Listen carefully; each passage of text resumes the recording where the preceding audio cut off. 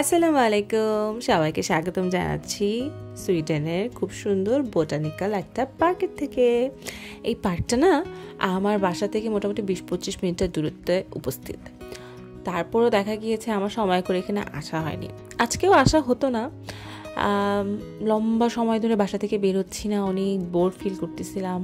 আর আমার যে daily lifestyle বা আমার যে ডেইলি স্ক্যাজুয়াল সেটার সাথে আসলে বের হওয়ার দরকার পড়ে না, আমি বেশিরভাগ সময় বাসায় থাকি।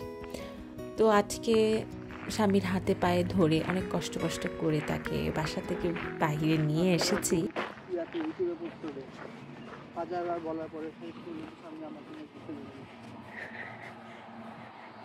ভালোই তো একটা টাইটেল বলছো। বাই দ্য ওয়ে, এই লোকটা কে? জানি না, লেখা থেকে কার্ল ফন লিন্নে। এবারে হইল ওই যে মানুষের বৈজ্ঞানিক নাম কি? Homo sapiens. ওকে।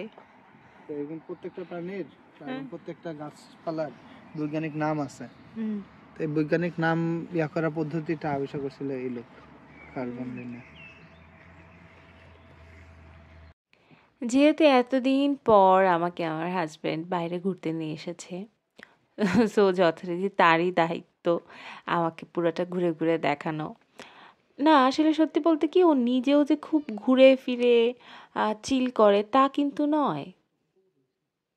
সত্যি বলতে প্রবাস জীবন বা যারা নিজ নিজ দেশ ছেড়ে বাহিরে থাকে কাজের সূত্রে, পড়াশোনার সূত্রে বা জীবনযাপন পরিবর্তন করার সূত্রে, তারা যে শুরুতে গিয়ে খুব চিল করে কিংবা সার্বত্রিক মজায় থাকে, আনন্দে থাকে, তাদের জীবন যে একদম বিদেশে গিয়েই জাহান্নাম থেকে জান্নাতে পরিণত হয়ে যায়, সেটা কিন্তু না। ব্যাক ক্যামেরা, অফিস স্ক্রিন বা যেইটুকু আপনি দেখতে পারেন না, তার পিছনের অংশটুকু খুবই ভয়াবহ হয়। এবং মাঝে মাঝে এমন হয় যে এটা আপনি যেই মায়ের পেটের থেকে বের হয়েছেন তাকেও বর্ণনা করে বোঝানো সম্ভব হয় না।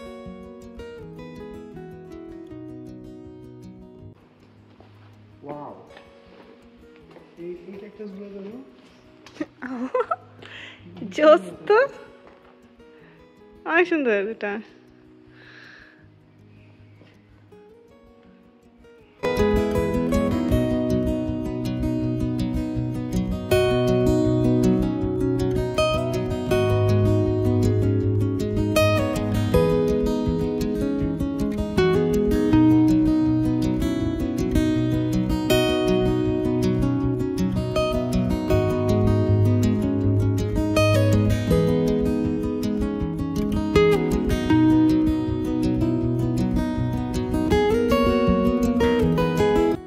আজকে এই বোটানিক পার্কটায় ঘুরতে আসার প্রথম শর্ত এবং প্রথম কারণ আমাদের কাছে যেটা ছিল সেটা হচ্ছে যে এটা আমাদের বাসা থেকে মোটামুটি কাছেই হয়।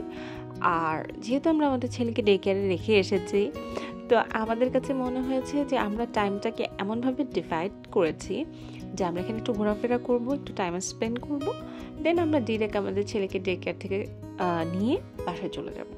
এটা হচ্ছে আমাদের আজকের দিনের আপাতত প্ল্যান। আর দ্বিতীয় কারণটা হচ্ছে এটা একদম সম্পূর্ণরূপে ফ্রি, মানে এটাতে ঘুরতে আসার জন্য বা এই জায়গাটা দেখতে আসার জন্য আমাদের কোনো রকম কোনো ফি দিতে হয়নি, টিকিট কাটতে হয়নি, কোনো রকম কোনো চার্জ পে করতে হয়নি। আর তৃতীয় কারণ হচ্ছে আমরা এই জায়গাটা আগে কখনো দেখি নেই। আর সত্যি বলতে গেলে সুইডেনের প্রতিটা অলি গলি, আনাচে কানাচে, এই সিটি থেকে ওই সিটি, এই এরিয়া থেকে ওই এরিয়া, প্রত্যেকটাই তো আমার না দেখা অদেখা অজানা জিনিস। তাই আসলে যেটাই দেখি, যখনই দেখি, আমার কাছে ভালো লাগে।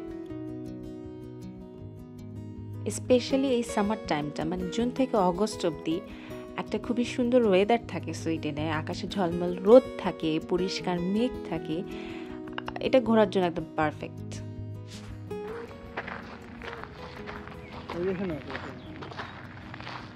প্রেম করার জন্য ভালো জায়গা। আমাদের দেশে যদি এই জায়গা থাকতো চিপা চাপা নাই, পোলাপান নাকাম করতে আসে না। এর জন্য আমাদের দেশে নাই হয়তো।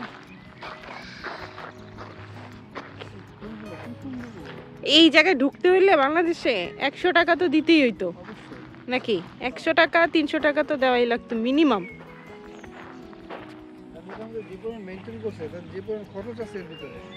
মেইনটেনেন্স করছে।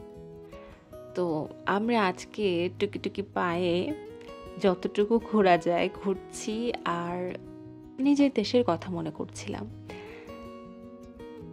হ্যাঁ, হঠাৎ করে যখন আমরা এসেছি একটা বড় চেঞ্জ হয়েছে আমাদের লাইফে, যখন এই জায়গাগুলোতে ঘুরে ঘুরে বেড়াচ্ছি দেখছি, প্রথমে আমাদের 5 to 10 মিনিটস এটাই মনে হয় যে ও হ্যাঁ, এটা তো অনেক সুন্দর। আগে আমরা ছোটোবেলায় ক্যালেন্ডারে এই টাইপের সিনারিও দেখতাম, সিনেমা আর মুভিসে এই টাইপের সুন্দর সুন্দর সিনারিও দেখতাম। বিদেশ বলতে যেটা আমরা কল্পনা করি এখন সেটা আমাদের চোখের সামনে।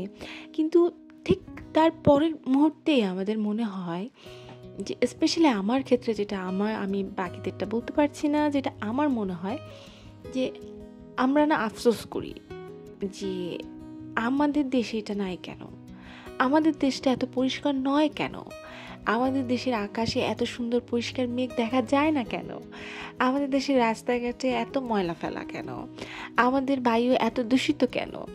মানে এগুলো তখন অটোমেটিকলি কম্পেয়ার আমরা করা শুরু করে দিই যে আমাদের দেশে কি নাই, এখানে কি কি আছে। এটা অবশ্যই নিজের দেশকে ছোট করার মধ্যে পড়ে না, এটা ছোট করা না।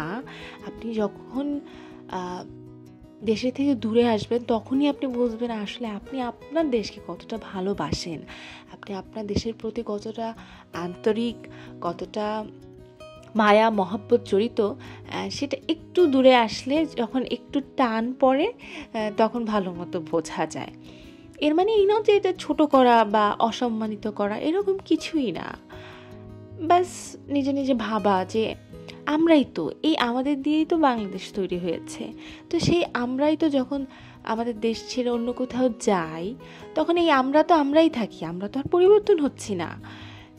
তাহলে আমরা কেন আমাদের দেশটা পরিষ্কার রাখতে পারছি না? আর এখানে আসার পর কেন আমরা খুব মেনটেন করে চলি? কেন আমরা একটা আইসক্রিম খেলে সেটার যে কভারটা থাকে সেটা হাতে হাতে নিয়ে ঘুরি, যে একটু সামনে গেলে তো একটা ডাস্টবিন পাবো, সেই ডাস্টবিনে ফেলবো।